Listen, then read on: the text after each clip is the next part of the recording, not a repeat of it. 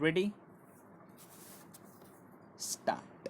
Unlike natural calamities that are beyond human control, avoidable disasters resulting from human error or negligence prove more tragic and completely imbalance the intergenerational equity and cause irretrievable damage to the health and environment for generations to come.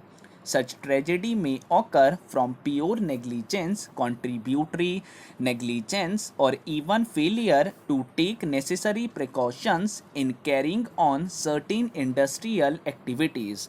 More often than not, the affected parties have to face avoidable damage and adversity that results from such disasters. The magnitude and extent of adverse impact on the financial soundness, social health, and upbringing of younger generation may have been beyond human expectations. In such situations, and where the laws are silent or are inadequate, the courts have unexceptionally stepped in to bridge the gaps, to provide for appropriate directions and guidelines to ensure that fundamentals of Article 21 of the Constitution of India are not violated. The Bhopal gas tragedy is a glaring example of such imbalances and adverse impacts, whereby courts' intervention, poor and destitute, have been provided relief and rehabilitation. The Bhopal gas leak disaster occurred on the intervening night of the 2nd 3rd of December 1984. Data reflecting the exact number of affected persons was not available initially. Earlier, it was felt that only a small number of persons were adversely affected in terms of health or otherwise by the leakage of toxic gases from the Union Carbide unit at Bhopal. However, the Scientific Commission for Continuing Studies on Effects of Bhopal Gas Leakage on Life Systems released a report titled The Bhopal Gas Disaster Effects on Life Systems in July 1987, which suggested otherwise. This report stated that for the estimated population of 2 lakhs exposed to the toxic gases in the severely and moderately affected areas of Bhopal and the variety of long-term problems anticipated in the crisis period, the number of exposures covered so far by the Indian Council of Medical Research through the medical surveys constitute less than 20% of the population. With the passage of time, this figure of the affected population has swollen to nearly 5 lakh. By the same scientific commission, it was also found that in journal the output of the medical project so far had not equaled the magnitude of the task assigned to them, presumably due to lack of resources, trained staff, as well as physical inputs. This has to be remedied in the shortest time so that project is completed fully. An opportunity for mounting such a massive long-term longitudinal study on a population exposed to a one-time acute chemical stress may not present itself again, and hence it would be a pity if that opportunity was missed.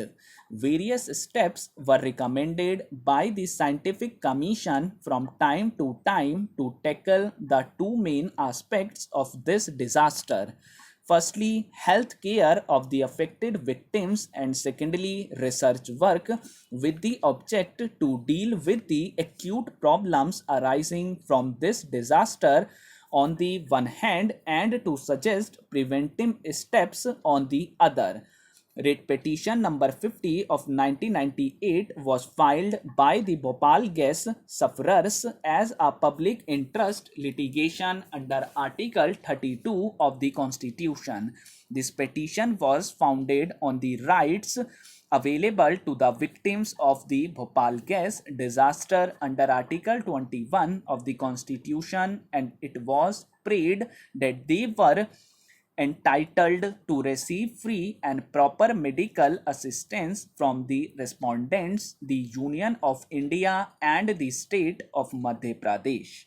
It was also prayed that the respondents be directed to take effective steps in that regard, which inter alia included providing of free medicines and preparing a detailed plan of medical rehabilitation that ensured the availability of basic medical facilities to the gas victims. Lastly, it was also prayed that the ICMR be directed to resume and conduct research studies and to make public the reports published by it so as to provide the basic ground for issuance of appropriate directions by this court. This court has been passing various directions right from the filing of this petition and has directed certain effective and positive steps to be taken by the Union of India as well as the state of Madhya Pradesh to ensure providing of appropriate medical treatment to the gas victims. It is no use referring to the different orders passed by this court from time to time in detail. However, we will be referring to some of the important orders in brief which have a bearing on the issue now pending before this court and for passing of the final directions.